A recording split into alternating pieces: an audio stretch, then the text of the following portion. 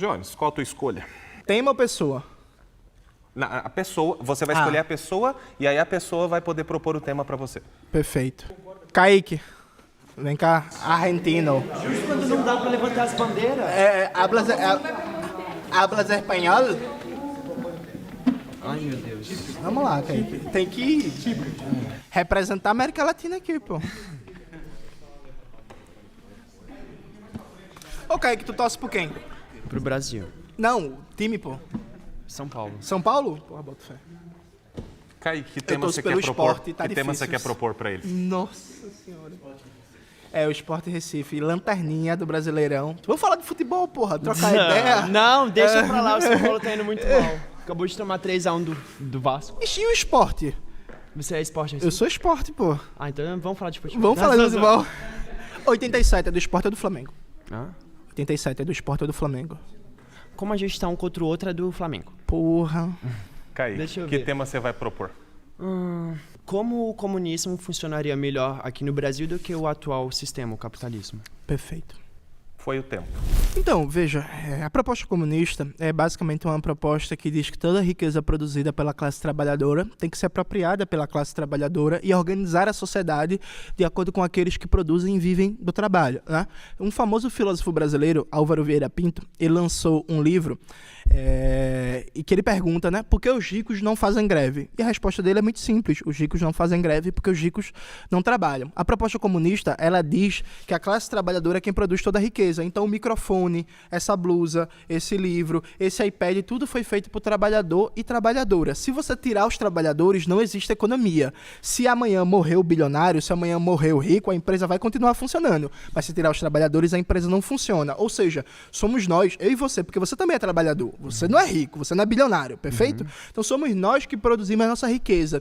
Só que aí tem uma famosa música, né, que é interpretada pelo Zé Ramalho, que tá vendo aquele prédio moço, foi eu que construí, mas eu não pude usar. Aquela escola foi eu que construí, mas meu filho não pode estudar. Aquele hospital foi eu que construí, mas meu filho não pode usar aquele hospital. Ou seja, a gente produz a riqueza, toda a riqueza é produzida pelo trabalho humano. E existe uma classe que é responsável por entregar o trabalho para a economia, que é a classe trabalhadora. Só que a gente não se apropria. Aí, a grande questão, Kaique, você pode discordar da proposta comunista, existem várias outras, existe a proposta anarquista, existe, enfim, uma série de visões do mundo. Mas vamos partir aqui de um consenso entre nós.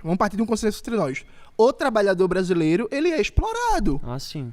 Mas você entende que, por exemplo, vamos pegar aí pessoas pobres. Nem Perfeito. todos os pobres são trabalhadores. Perfeito. Né? Então tem um pessoal aí que se sustenta através de bolsas, auxílios do governo, né? Então, como a gente aí, por exemplo, expeditar quem está trabalhando, quem vai receber de fato, quem não vai? A gente não tem um sistema que funciona dessa maneira. Perfeito. Agora, Apesar de você, ver as coisas como uma utopia, dá pra entender que a gente quer uma sociedade melhor. Por isso estamos aqui, inclusive, debatendo, né? Perfeito. Mas também tem coisas que não são alcançadas assim como um passe de mágica. Não, eu também acho, mas veja, Kaique, eu posso dar um exemplo assim pessoal, né? Minha mãe, ela é da zona rural de Pernambuco, né? Ela começou a trabalhar há 6 anos no corte da cana-de-açúcar. Infelizmente, ela não conseguiu terminar o ensino fundamental porque não tinha escola, né? Aquela escola que ela andava 2 horas para chegar na escola, ela só conseguiu fazer até a 4ª série. Minha mãe, ela trabalhou a vida inteira e trabalhou muito como empregada doméstica, como lavadeira, como cozinheira. Eu cresci com minha mãe passando em média 10, 12 horas fora por dia trabalhando. Eu mal via minha mãe. Na prática, quem me criou foi minha irmã mais velha. Veja, minha mãe trabalhou a vida inteira e ela não conseguiu construir nada, não foi por falta de esforço, não foi falta de dedicação, foi porque empregos ruins, salários ruins, não foi falta de trabalho, não foi falta de suor, não foi falta de acordar cedo. Minha mãe hoje, graças a Deus, ela não precisa trabalhar mais porque eu garanti a aposentadoria dela. Eu banco minha mãe para ela não precisar trabalhar mais, porque uma pessoa de 60 anos, que dos 60 anos ela trabalhou mais de 50 da vida dela. Mas então, no comunismo, por exemplo, você ia conseguir capacitar sua mãe, deixar ela tranquila? no comunismo, Kaique, Ou foi graças ao capitalismo? Não, foi graças ao meu trabalho, foi graças ao meu trabalho, não o capitalismo. Mas veja, no comunismo, dentre outras coisas, a gente não ia ter pessoas que começam a trabalhar com 6 anos no corte da cana-de-açúcar. E a gente ia ter escola para todo mundo, porque minha mãe sempre tem importância. Teve a escola, mas não significa que é de um fácil acesso. Não, né? e era na época da ditadura, Kaique. Então era aquele projeto Mobral, que era um projeto horrível da ditadura que não conseguiu alfabetizar ninguém. Então, veja, a proposta comunista da gente é uma proposta que, tirando o bicho-papão, tirando o estereótipo, eu acho que todo mundo vai concordar, porque vamos lá.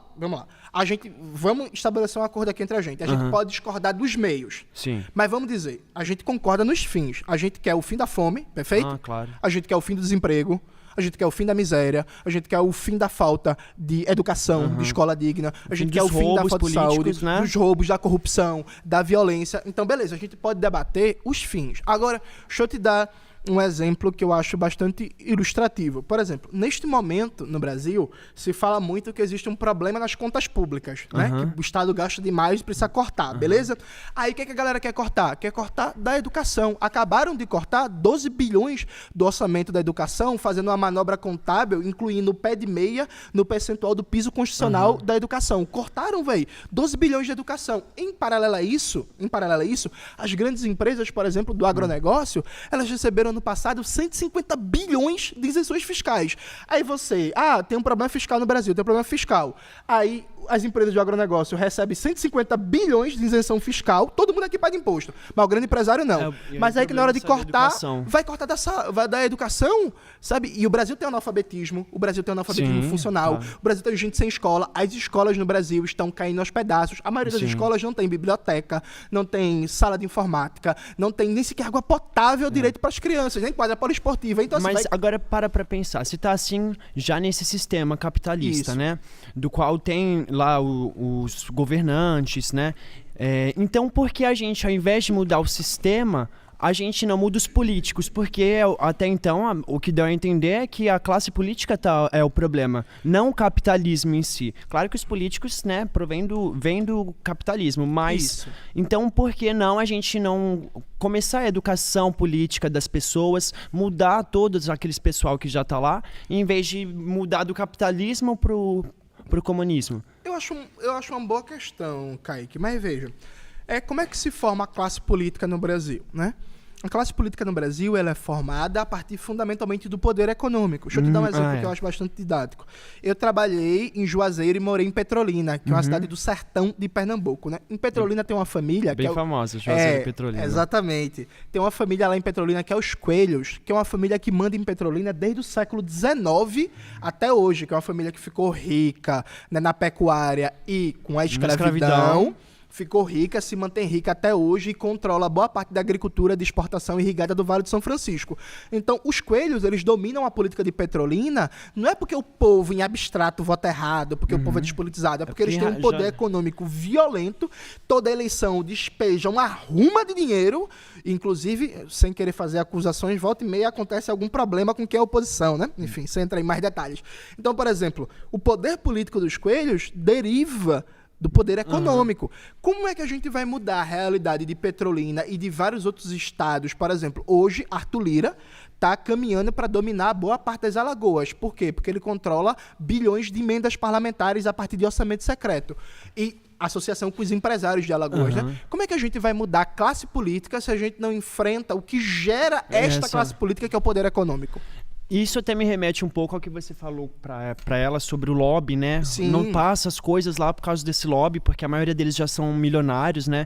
Então, provavelmente é um contexto histórico que a gente vai ter que arrumar conforme os anos, mas ainda não acho que seja o comunismo que vai fazer isso. Claro que tem algumas ideias, como você falou, tem algumas páginas de um livro que dá para se concordar, mas ainda não consigo enxergar visando os outros exemplos que a gente já teve na história, né? Não tem como a gente não ver o caso do Stalin, o caso de outras pessoas, o próprio Che Guevara. Então a gente não tem como a gente apoiar pessoas que mataram outras em nome de um movimento. Perfeito, mas Kaique, mas o capitalismo, ele para se manter, ele também mata pessoas, né? Se a gente for partir por esse princípio, eu acho que você deveria adotar uma outra posição, não liberal, não conservadora. Porque, por exemplo, no Brasil, o golpe de 64 foi dado pela direita brasileira para impedir uma reforma agrária, dentre outras coisas, que matou milhares e milhares de pessoas, inclusive milhares de camponeses. Tem um documentário muito bom, que é Cabra Marcado para Morrer, dirigido por Eduardo Coutinho, que é considerado um dos melhores documentários da história brasileira, que mostra mostra o morticídio que foi provocado no campo brasileiro, feito pela direita, pelos defensores das ideias capitalistas, para manter a concentração fundiária no Brasil. Assim como a gente está vendo neste momento, enquanto a gente está gravando isso aqui em junho, viu, gente? Vai ao ar só em julho, mas nesse momento a gente está vendo que mais de 50 mil palestinos, por exemplo, foram assassinados por Israel, a maioria mulheres e crianças. Mas né? então entendi que não, o problema não é a direita ou a esquerda, é o que o ser humano faz com o próximo. Então não é Não, mas aí a gente critica as práticas políticas dos seres humanos, né? Eu acho que eu não trabalho com a ideia de um ser humano ideal. Eu acho que a gente precisa defender ideias, né? As ideias mais corretas, mais adequadas. E veja, não tem problema você não ser comunista, né? Dito isto, você é trabalhador. Enquanto trabalhador, é fundamental que você não defenda ideias que vão contra você. Contra mim, sabe? claro. Então, assim, você não pode defender, por exemplo, que mantém a estrutura tributária atual, porque rico não paga imposto no Brasil. Você não pode defender a política atual da Petrobras, que entrega o petróleo brasileiro e faz com que a gente importe combustível pagando uma fortuna. Você não pode defender a política de privatização da energia elétrica, que e faz aí, com que quando seja vai se defender, porcaria. tem um pessoal que não permite, né? O Exatamente. Ou, por exemplo, exemplo aqui de São Paulo. A educação, São Paulo é o estado mais rico do Brasil, mas São Paulo não é a melhor educação do Brasil.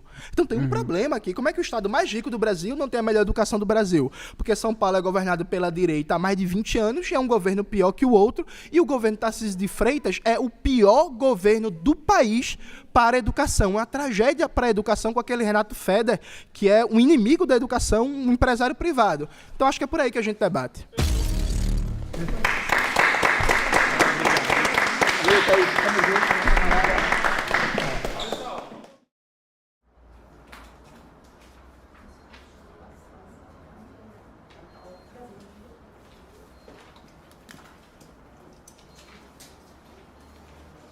Era para ter um debate, né? Comunistas versus liberais. Ia ser eu e Humberto Matos, comunista, contra os liberais. Mas aí todo mundo faltou, né? Botou atestado, o povo tá na UPA, com soluço, não conseguiu vir. E já que tá aqui, vamos aproveitar e vamos criar um quadro novo, que minha sugestão não foi ouvida, que era Fala Que Eu Te Escuto. E achei um ótimo nome. Mas estamos aí e vocês vão gostar muito desse novo quadro, Acabei de esquecer o nome do quadro. Zona Direta. O Zona Direta.